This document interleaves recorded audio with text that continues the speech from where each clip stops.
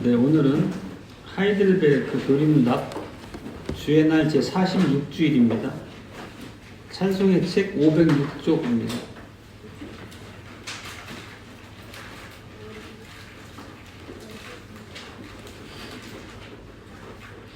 먼저 120문답입니다. 그리스도께서는 왜 우리에게 하나님을 우리 아버지로 부르라 명하셨습니까? 우리 기도의 맨 첫머리에서 하나님을 향한 어린아이 같은 봉경과 신뢰가 우리 기도의 기초임을 우리 안에 일깨우기 위해서입니다. 곧 하나님께서는 그리스도로 말미암아 우리 아버지가 되셨으므로 우리가 믿음으로 간구하는 것은 우리 부모가 우리에게 땅의 것들을 거절하지 않는 것보다 훨씬 더 적게 거절하지 아니하십니다. 121문답입니다. 왜 우리 아버지란 말에 하늘에 계신 분이라고 덧붙입니까? 우리로 하여금 하나님의 천상의 위엄을 지상의 방식으로 생각하지 않고 우리의 몸과 영혼에 필요한 모든 것을 그의 전능하신 능력으로부터 기대하도록 가르치십니다. 사랑하는 주 예수 그리스도의 표중인 형제자매 여러분, 여러분은 뭔가가 필요하다고 생각이 들 때 어디로 가십니까? 고난과 어려움이 닥칠 때 누구를 바라보시고 또 답답하고 걱정되고 온갖 우울한 일로 마음이 깊이 가라앉아 있을 때 누구를 부르십니까? 이것은 하나님을 믿는 우리들에게도 일생 동안 반복되는 질문입니다. 그리고 오늘 기도에 대한 고백, 가르침을 통해서 우리에게 선포되는 하나님이 우리에게 주시는 복음의 핵심이 담긴 얘기이기도 합니다. 우린 이제 지난 주일, 45주일 신앙 고백에서 기도에 대해서 전체적인 총괄적인 복음을 들은 바 있습니다. 기도가 그리스도인에게 필수적이다. 그리고 그 기도를 하지 않는 자는 그리스도인이라고 부를 수 없다. 우리는 믿음의 행위로서 하나님께 나간다. 이런 내용이었습니다. 그리고 하나님께서는 우리에게 기도를 명하셨을 뿐만 아니라 구하는 자에게만 우리에게 약속하신 성령과 은혜를 주신다고 이렇게 말씀하십니다. 지난 시간에도 말씀 나눴던 것처럼 우리들은 기도하는 것을 어렵게 생각합니다. 하나님께서는 세상을 창조하신 분이고 지금도 섭리하시고 주관하시고 통치하시는 하나님이십니다. 그런데 우리는 우리 스스로 우리 안을 바라볼 때 우리가 얼마나 작은 존재고 작은 일에도 온통 요동하며 불안해하고 또 하나님 앞에 드릴 만한 것이 뭐가 있을까 스스로 돌아봐도 큰 확신을 갖기 어려울 만큼 그렇게 우리 연약함을 직면하게 됩니다. 이런 생각들이 자꾸 우리 안에 우리를 가둬서 기도하는 것을 난처하게 만들기도 합니다. 바로 이런 우리의 연약함과 어려움을 아시기 때문에 기도에 대한 서문을 주셨고 그 서문을 통해 우리가 깨닫기를 바라시는 말씀입니다. 서문이 우리가 잘 주기도문 앞에 제일 나오는 문장이죠. 하늘에 계신 우리 아버지여 라는 부분입니다. 우리들이 이렇게 하나님과 나라고 하는 창조주와 피조물이라고 하는 그 무한한 거리 때문에 느끼는 그런 막연한 느낌이나 거리감을 느낄 때, 가지게 될 때, 또 그로 인해서 우리가 절망하거나 당황하거나 그럴 때 그런 마음을 내려놓고 철저하게 하나님을 아버지라고 부르라고 말씀하십니다. 아버지라는 말 안에 참으로 많은 복음의 약속들이 담겨 있는 것입니다. 이 아버지라는 말은 우리가 그냥 육신의 아버지하고의 관계 안에서도 일부 경험하지만 아주 가까이 할 수 있는 분, 내 옆에 계신 분, 인자하신 분, 내 말을 경청하신 분, 이런 모든 의미를 함축적으로 담고 있습니다. 물론 훨씬 더 풍성한 의미로서의 하나님 아버지이시지만요. 그래서 오늘 이제 설교의 제목은 미리 알려드린 것처럼 우리는 자유롭게 하늘에 계신 우리 아버지께 나아갈 수 있다입니다. 그래서 오늘은 이 아버지라는 말, 씀 안에 담긴 우리를 향한 약속, 그런 호칭을 우리가 부를 수 있는 근거, 또 그 안에 담긴 우리를 향한 위로와 격려, 이런 것들을 나눠보도록 하겠습니다. 첫 번째 주제는 아버지라는 호칭의 내용에 대해서입니다.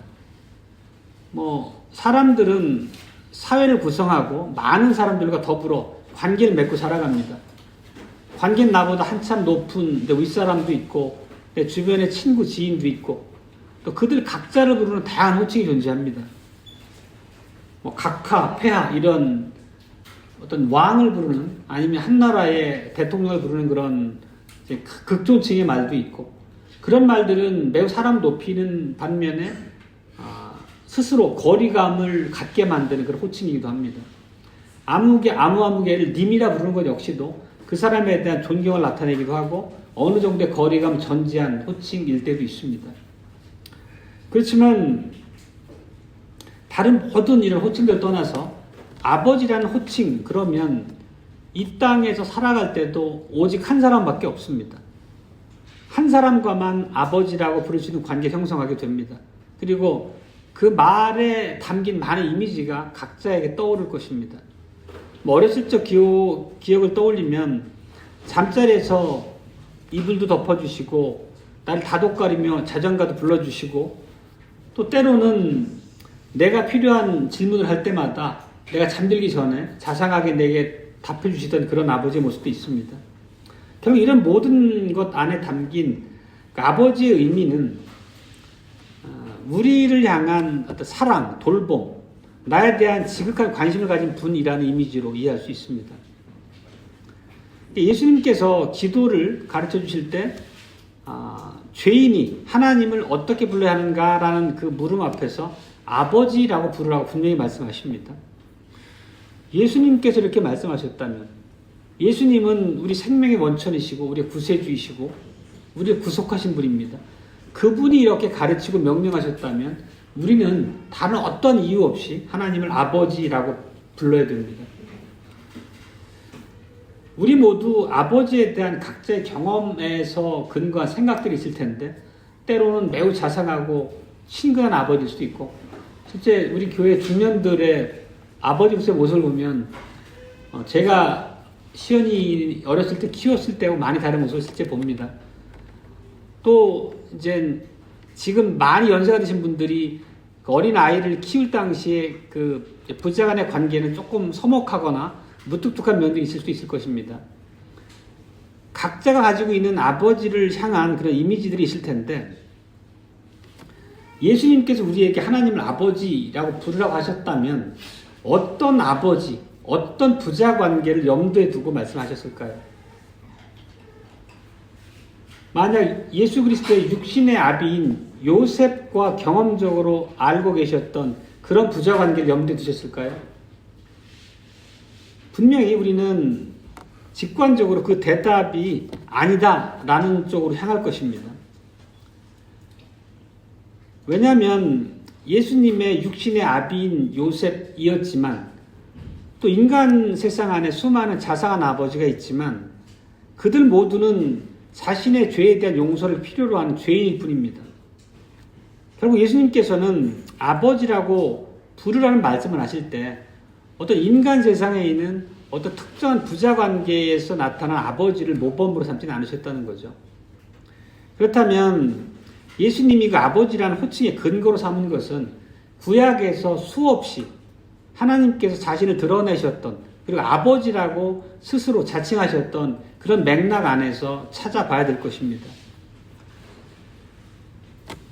먼저 우리가 출애굽기 4장, 그 구약 안에서 하나님께서 어떻게 자신을 어떤 아버지로 드러내셨는지의 맥락들을 살펴보도록 하겠습니다.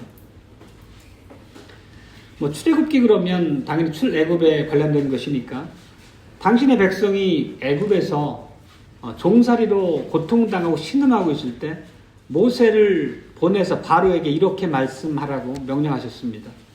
출애굽기 4장 22절 이하 부분입니다. 여호와의 말씀에 이스라엘은 내 아들 내 장자라. 내가 내게 이르기를 내 아들을 놓아서 나를 섬기게 하라. 이게 분명히 이스라엘을 내 아들 장자라고 말씀하십니다. 이스라엘을 하나님께서 아들로 칭하시고 당신을 이스라엘의 아버지라고 선명하게 말씀하고 계십니다. 당연히 이 말씀 안에는 이스라엘을 향한 하나님의 깊은 돌보심과 애정이 담긴 호칭입니다.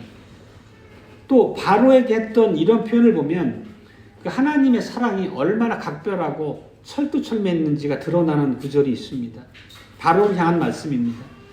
내가 놓기를 거절하니 내가 내 아들 내 장자를 죽이리라. 참으로 역설적이고 이 문장 안에는 하나님의 백성인, 하나님의 자녀인 그 언약 백성을 향해서 담긴 하나님의 지극한 사랑하심과 돌보심과 긍휼히 여기심이 담겨 있는 거죠. 그리고 오랜 세월이 흘러가면서 하나님께서는 이스라엘을 향한 당신의 아들로서의 이스라엘을 향한 그 사랑을 매우 많은 맥락에서 굉장히 선명하게 드러내 보여주십니다.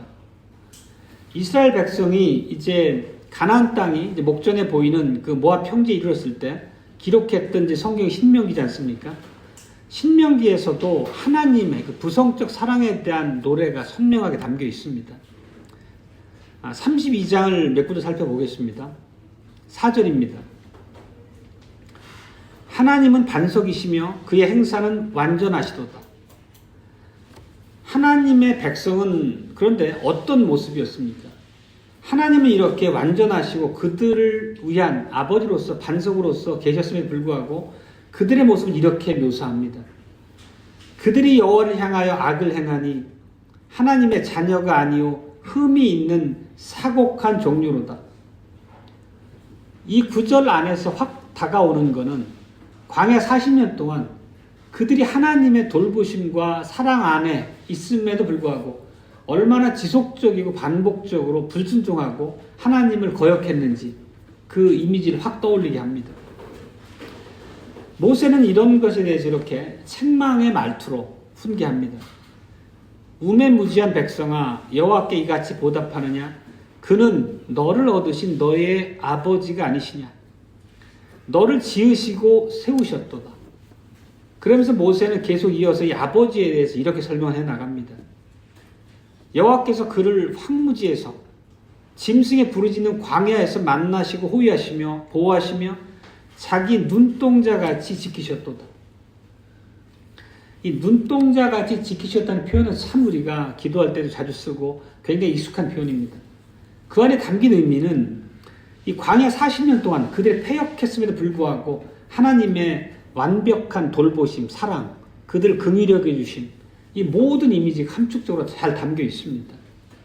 하나님은 그들의 그런 거역, 반복되는 패역함에도 불구하고 참으로 무한한 사랑으로, 한량없는 사랑으로 백성들 돌보신 아버지였습니다. 바로 이 신명기에 기록된 이런 말씀들은 모세가 아버지란 표현 안에 담아서 그 당대 백성들에게 그리고 오늘날 이 글을 이 하나님의 계시를 대하는 우리들에게 하나님이 어떤 분인지를 가르치는 그런 근거 구절들이 됩니다. 그리고 모세 이후 먼 훗날에 이스라엘의 왕으로 있었던 다윗 역시도 그 손에 모든 그 이전까지 기록된 하나님의 계시의 말씀들이 손에 들려 있었을 것입니다.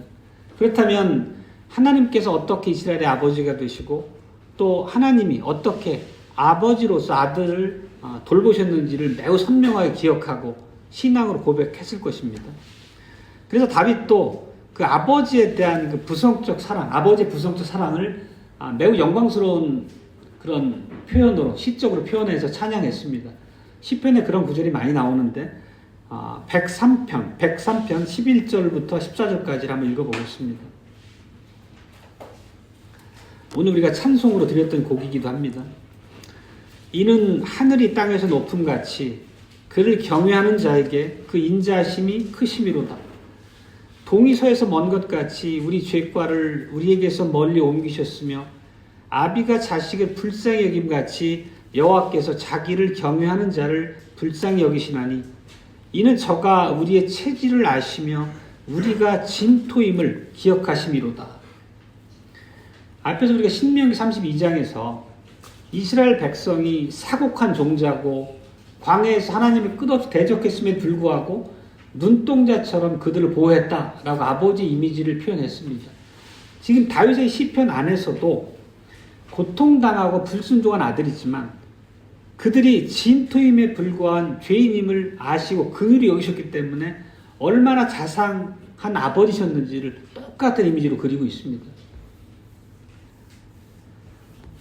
실제 이제 다윗 이후에 많은 이제 왕들이 이스라엘, 유대를 다스리게 되는데 실제 선하고 의로운 왕보다는 대부분 악한 왕으로 하나님 앞에 그 백성을 그릇된 길로 인도한 왕들이 많았습니다.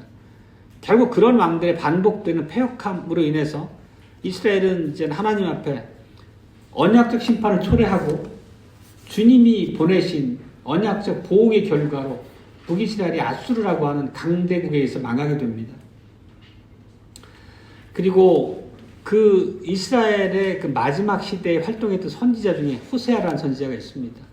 호세아나 아모스 이런 선지자들이 북이스라엘을 중심으로 활동했던 선지자들인데 오늘 우리가 본문으로 병행 본문을 읽어봤던 구절입니다. 호세아서의 몇 구절을 보면서 이런 패역한 민족 앞에서 하나님께서 어떻게 그들을 살피시고 그들을 훈계하셨는지를 한번 살피겠습니다. 먼저 1절을 보면 11장 1절입니다. 이스라엘이 어렸을 때에 내가 사랑하여 내 아들을 애굽에서 불러내었느니라. 이것은 출애굽을 얘기하고 있습니다. 그리고 2절에서 이렇게 얘기하십니다. 선지자는 하나님께서 백성에게 당신의 뜻을 전하기 위해 세워 보내시는 하나님의 직분자입니다. 선지자들이 저희를 부를수록 저희가 점점 멀리하고 바알들에게 제사하며 아로새긴 우상 앞에서 분향하였느니라. 실제 이것은 광야 40년의 이스라엘뿐만 아니라 사사시대에 그리고 왕정시대에 지속적으로 이스라엘이 패역함을 범했던 것을 얘기하고 있습니다. 이런 언약 백성들의 배교에 대해서 하나님은 지독하게 불쾌함을 토로하셨습니다. 이들은 어찌 보면 참 일고의 그 돌보심을 받을 자격도 없는 자들이고 완고한 그런 자들이었지만 하나님께서는 당신의 언약을 향한 신실하심을 한 번도 버리신 적이 없습니다. 4절을 보면 내가 사람의 줄 곧 사랑의 줄로 저희를 이끌었고 저희에게 대하여 그 목에서 멍에를 벗기는 자같이 되었으며 저희 앞에 먹을 것을 두었었노라. 이런 아버지라는 그런 말씀, 이런 구절을 통해서 당신을 아버지로 드러내시는 분의 이미지는 어떤 것인지 굳이 우리가 말로 표현하지 않아도 앞서 얘기했던 많은 것들이 반복해서 떠오릅니다. 참으로 온유하신 분이시고 끝없는 패역과 하나님을 향한 거역함에도 불구하고 그들을 자비와 긍휼로 대하셨습니다. 하나님의 이런 돌보심은 그들을 향한 징책의 손길을 내리실 때도 한 번도 바뀐 적이 없습니다. 8절과 9절을 잠시 보겠습니다. 에브라임이여 내가 어찌 너를 놓겠느냐? 이스라엘이여 내가 너를 버리겠느냐? 내가 어찌 너를 아드마 같이 놓겠느냐? 어찌 너를 스보임 같이 두겠느냐? 내 마음이 내 속에서 돌아서 나의 긍휼이 온전히 불붙는 듯하도다. 내가 나의 맹렬한 진노를 바라지 아니하며 내가 다시는 에브라임을 멸하지 아니하리니 이는 내가 사람이 아니요 하나님임이라. 나는 내 가운데 거하는 거룩한 자니 진노함으로 내게 임하지 아니하리라. 여기 아드마나 스보임은 소돔과 고모라 지역에 있던 도시의 이름들입니다. 어떤 이미지가 떠오르는지 기억하실 겁니다. 근데 이런 그들을 향한 징책의 순간조차도 하나님은 결코 그 마음에 기뻐하심으로 그들을 징계하지 않으셨다는 것입니다. 나의 긍휼이 온전히 불붙는 듯하도다. 참으로 이런 구절들, 말씀 하나하나, 단어 하나하나, 또 이전 구약의 역사 안에 일어났던 하나님의 진노를 상징하는 그런 말씀들을 통해서 당대 이스라엘 향한 이런 부성적인 사랑, 아버지로서 얼마나 그들을 끝까지 긍휼히 여기시고 약속하신 바에 신실하셨는지의 모습이 아주 자명하게 드러납니다. 너희의 악함을 따라서 그에 합당한 징계를 내린다면 너희는 소돔과 고모라처럼 영원히 멸망받아 이 땅에서 사라져 버릴 만큼의 그런 죄악이다. 그럼에도 불구하고 아버지의 사랑으로 내가 너희를 자비롭고 자유롭게 품어주신다, 이런 말씀을 하시는 것입니다. 물론 이런 말씀은 당대 패역하고 끝까지 하나님을 거슬렀던 완고한 백성들이 아니라 그 과정에서도 하나님의 긍휼하심을 기대고 간구했던 하나님의 남은 자들 향한 약속의 말씀이겠죠. 그들을 향해서 끝까지 믿음 가운데서 분투하도록 대다수의 백성들이 패역하고 우상 숭배에 젖어들고 하나님을 거역하더라도 이런 위로의 말씀과 보존과 보호에 대한 약속을 붙잡고 믿음의 신실함을 지켜라는 그런 위로와 더불어 격려의 말씀이었겠죠. 우리가 이렇게 앞서 살폈던 출애굽기, 신명기, 호세아 이런 것들의 말씀을 보면 아버지란 단어 앞에 어떤 이미지로 우리에게 드러내어 가르쳐 주시길 원했는지가 확연합니다. 그리고 오늘 또 함께 봉독했던 그 신약 마태복음 6장 몇 구절도 같이 보겠습니다. 마태복음 6장은 산상수훈의 일부입니다. 제자들에게 하신 말씀입니다. 이 산상수훈은 우리가 늘 말씀드리지만 언약의 법에 대한 예수 그리스도의 해석이고 주석 같은 글이지 않습니까?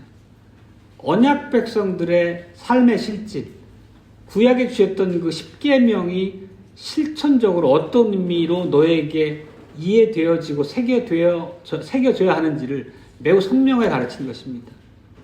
세상 사람들은 예수 그리스도를 우리가 따라야 할 모범, 윤리와 도덕의 모범으로 전제하고 산상수훈을 그렇게 해석하지만 산상수훈의 말씀은 하나님의 구속에 따라 새 생명이 회복된 인생이 아니면 결코 갈 수 없는 길입니다. 오늘 읽은 부분 중에 3, 4절을 보면 너희는 구제할 때 은밀하게 하라 이렇게 말씀하십니다. 그러면 은밀한 중에 보시는 내 아버지께서 갚아주시리라. 이 말씀 안에 우리에게 들어오는 그 이미지는 하나님께서 항상 우리를 바라보고 계신다는 의미를 우리가 확 다가옵니다. 우리가 은밀하게 행하는 모든 일까지도 하나님은 다 보고 관심을 가지고 돌보심을 한 번도 외면하지 않으셨다는 것입니다. 기도도 동일한 맥락으로 말씀을 하십니다. 6절입니다. 너는 기도할 때에 내 골방에 들어가 문을 닫고 은밀한 중에 계신 내 아버지께 기도하라. 은밀한 중에 모시는 내 아버지께서 갚으시리라. 왜냐하면 그분은 항상 우리를 눈여겨보시고 한시도 우리로부터 눈을 떼지 않으시는 아버지시기 때문입니다. 내 안에 관심을 집중해서 늘 나를 지켜보신 하나님이시라면 우리가 이방인의 기도처럼 중언부언하면서 어떻게든 내 말씀을 들리게 하려고 똑같은 말을 반복하는 그런 주문처럼 외우는 기도를 드리지는 않을 것입니다. 수많은 이방의 종교들은 짤막한 어떤 간구의 말을 반복해서 자기들의 신께 드림으로 신의 자비와 긍휼과 관심을 얻어보려고 이렇게 분투합니다. 우리의 아버지는 그런 분이 아니시라는 뜻입니다. 은밀한 중에 아뢰도 우리의 모든 뜻을 다 아시는 분이라는 얘기입니다.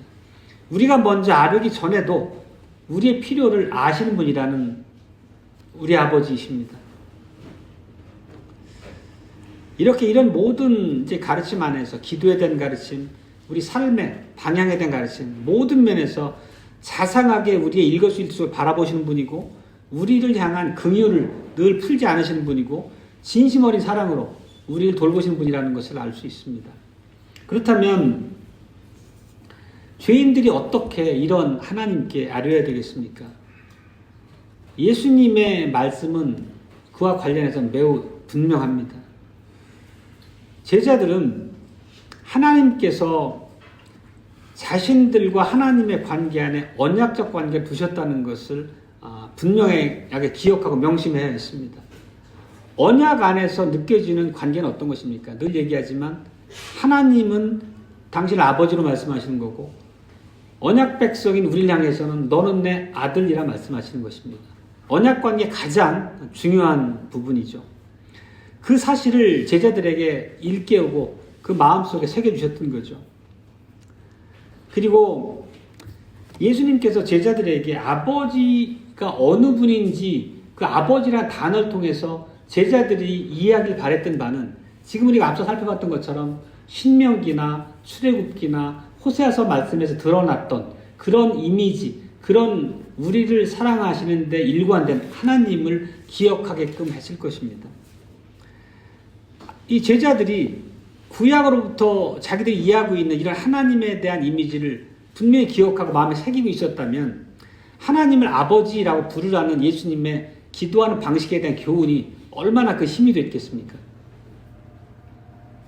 단지 지상에 있는 아버지 정도가 아니라 그 아버지라는 단어 속에 지상의 아버지와 관계 안에 느꼈던 사랑과 나에 대한 관심도 있지만 생내적 기질로서의 죄인인 육신의 아비보다 무한한 사랑과 긍휼하심으로 나를 돌보셨던 구약 안에 계시된 하나님의 이미지를 통해서 하나님을 아버지라고 부르라고 하셨을 때 그 말 안에 담긴 이미지가 어떤 건지 제자들에게 매우 깊은 그런 감동과 더불어 위로가 됐을 것입니다. 두 번째 주제는 아버지라는 호칭의 근거입니다. 앞서 살폈던 그런 그 내용 안에서 충분히 가늠이 될 만한 내용들입니다. 당연히 우리가 아버지, 하나님을 아버지라고 불러야 되는 이유는 제일 먼저 가장 우선해서 예수님께서 그렇게 하라고 우리한테 명령하셨기 때문입니다. 예수님은 우리의 주님이십니다. 그분이 명령하셨다면 더 이상 설명이 필요 없고 우리는 마땅히 액면 그대로 그분의 명령과 훈계를 따라가야 됩니다. 마태복음 6장에 오늘 봤던 부분은 그러므로 이런 방식으로 기도하라 말씀하시면서 하늘에 계신 우리 아버지여 이렇게 부르라고 얘기하셨습니다. 그럼 우리는 하나님을 아버지라 부르고 기도를 해야 됩니다. 그리고 예수님께서 하나님을 아버지라 부르라고 말씀하신 이유는 구약에 많은 아버지라는 그 단어 안에 담긴 이미지를 덧붙여서 우리가 또 더 확장해서 이해할 바가 있습니다. 이렇게 우리에게 아버지라 부르라고 말씀하신 예수님은 대제사장이시고 우리의 영원하신 교사라는 것입니다. 그분이 영원하신 대제사장이라는 것은 아버지인 성부 하나님의 뜻, 작정, 그분이 우리에게 알리고자 하는 모든 것에 대해서 완벽하게 아셨다는 것입니다. 예수님이 드러내 우리한테 알려주신 뜻은 곧 성부 하나님의 뜻으로 우리가 이해할 수 있다는 뜻입니다. 예수님께서 하나님을 아버지라 부르라고 말씀하셨다면 우린 당연히 하나님은 정말 우리 가까이 계신 아버지구나. 그리고 당연히 더 나아가서 가까이 여기고 가까이 다가가야 될 아버지구나 라는 그 말씀 앞에 우리는 정직하게 그대로 따라가야 된다는 뜻입니다.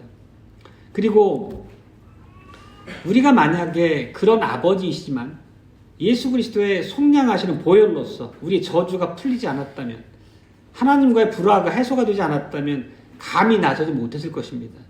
그렇지만 예수 그리스도 안에서 우리가 하나님과의 모든 관계가 화목해졌기 때문에 그분은 완벽하게 우리의 아버지가 되시는 거죠. 그리스도께서 화목, 하나님과 우리 사이에 완전한 평화를 이루셨습니다. 그렇다면 이제 하나님과 우리 사이를 가로막는 어떤 것도 없습니다. 완벽한 친밀한 관계가 회복됐고 그분께서 계시 안에 두신 풍성한 우리를 향한 약속과 위로와 격려 말씀들이 실제 우리의 것이 됐다는 뜻입니다. 아무리 우리 인생이 죄로 점철된 수많은 사람들과 더불어 살아가는 파산된 그런 모습이어도 아버지 앞에, 하나님 아버지 앞에 우리는 완벽한 신뢰와 의존을 둘 수 있다는 뜻입니다. 이게 바로 복음입니다. 이 아버지란 말의 배경에는 이와 같이 예수 그리스도의 십자가 사역에서 완성하신 그 복음이 깔려 있는 것입니다. 예수 그리스도를 통해서 우리에게 완벽하게 완성된 성취된 복음이 전제가 됐기 때문에 우리가 아버지 앞에 나서서 아뢰고 응석 부리고 그분의 도우심에 대한 약속을 어느 하나 한치도 의심하지 않고 부를 수 있는 것입니다. 하나님 아버지는 예수님 때문에 우리의 기도를 들으시는 것입니다. 이 얘기는 예수 그리스도를 전제하지 않고는 우리 하나님과의 아무런 관계를 맺을 수가 없습니다. 당연히 신학적인 입장에서도 우리가 기독론, 예수 그리스도에 대한 이해를 빼고 어떤 다른 방식으로도 하나님을 바르게 이해할 수가 없습니다. 구속론, 기독론, 다른 어떤 하나님을 향한 이해 방법도 다른 신론이나 다른 여타 하나님을 이해하는 방법 역시도 예수 그리스도 안에서 우리와 화목된, 연결된, 회복된 그런 관계를 전제하고 복음을 우리가 이해하고 고백하지 않는 한 모든 우리 앞에 주신 복음은 우리한테 아무런 의미가 없는 것입니다. 이제 마지막 주제는 아버지라는 호칭에 담긴 우리에게 주신 위로와 격려입니다. 예수님은 이렇게 부르라고 하셨습니다. 기도 드릴 때 하늘에 계신 아버지여. 그러면 이것이 기도와 관련해서 어떤 의미를 담아서 우리에게 이해시키고자 하신 거를 살펴야 되겠습니다. 먼저 보면 아버지여 라는 말에 담긴 의미는 그러니까 지상에서 우리가 느꼈던 아버지에 대한 친밀감, 실제 앞에 시온이가 앉아있지만 아버지 품에 안겨가지고 늘 웃고 편안해하고 두려운 마음이 없는 그런 부자 간의 관계잖아요. 그렇게 자유롭고 편하게 아버지를 부르라는 뜻입니다. 하나님은 하늘에 계시고 우리 땅에 있는 죄인이고 이런 거리감 때문에 우리가 아버지라는 이름을 부르는 것을 통해서 그런 거리감을 완전히 상쇄하고 해소해 주길 바라셨던 거죠. 왜냐하면 우리가 아버지와 관계가 잘 조성되어 있다면 우리의 경험적으로 아버지라는 단어 안에 담긴 따뜻함과 사랑을 알 수 있기 때문입니다.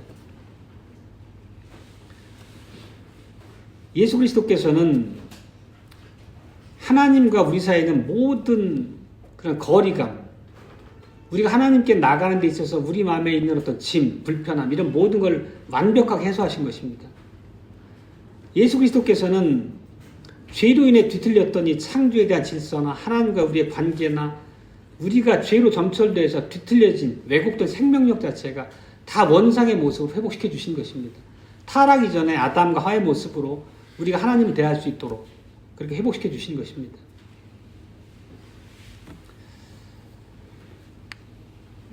만약에 우리가 그리스도께서 십자가 위에서 이루신 그 승리가 정말로 우리의 구원의 근거고 우리의 생명의 원천임을 믿는다면 그것은 기도의 문제에 있어서는 하나님 앞에 나아가서 그분을 아버지로 친밀한 마음으로 부르고 그분의 사랑을 확신하고 계시 안에 두신 실천적인 우리의 많은 모범들을 받아서 우리가 그 위에 바로 설 수 있어야 되겠다는 뜻입니다. 그러나 우리가 이 아버지란 말 안에는 제일 모두에서 살펴봤지만 친근함과 더불어서 아버지는 또 당연히 아버지로서의 권위와 위엄이 있는 분이시기도 합니다. 그렇기 때문에 우리가 아버지란 말을 부를 때 그냥 격의 없이 옆에 있는 친구를 부르듯 그런 아버지는 아닙니다. 당연히 공경 또 존경함 이런 것들을 우리 태도에 담아서 하나님을 아버지 불러야 되겠다는 것도 역시 우리에게 유효합니다.